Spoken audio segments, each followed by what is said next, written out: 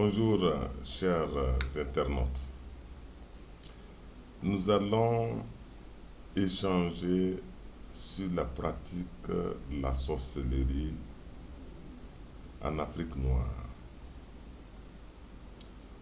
Je suis né dans un village aux traditions tenaces.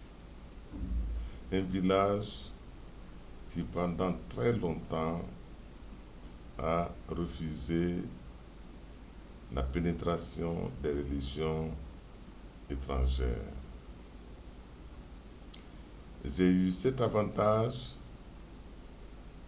d'avoir vécu longtemps dans ce village et avec ceux de ma classe d'âge,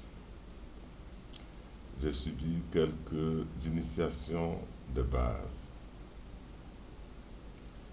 J'ai été encadré par un oncle paternel qui était reconnu comme un érudit dans la connaissance de nos traditions.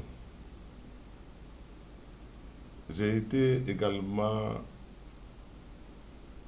encadré par un cousin, un genre téméraire qui défiait le danger.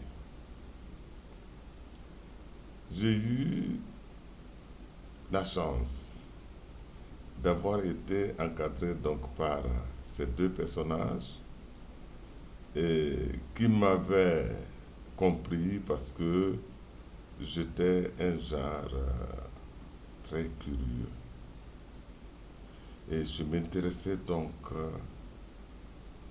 à nos traditions. Aujourd'hui, je vais partager avec vous mon expérience dans le domaine de la pratique de la sorcellerie chez nous et également partager avec vous les résultats des recherches que j'ai faites dans ce domaine. Comme je vous le disais tantôt, c'est un domaine qui m'intéressait beaucoup. Alors donc, dans cette partie du cours, nous allons dérouler les points suivants. Nous allons voir les similitudes et les différences entre les deux formes de sorcellerie en Europe et en Afrique noire. Dans la partie introductive, j'avais montré effectivement que l'Afrique noire n'avait pas l'exclusivité de la sorcellerie.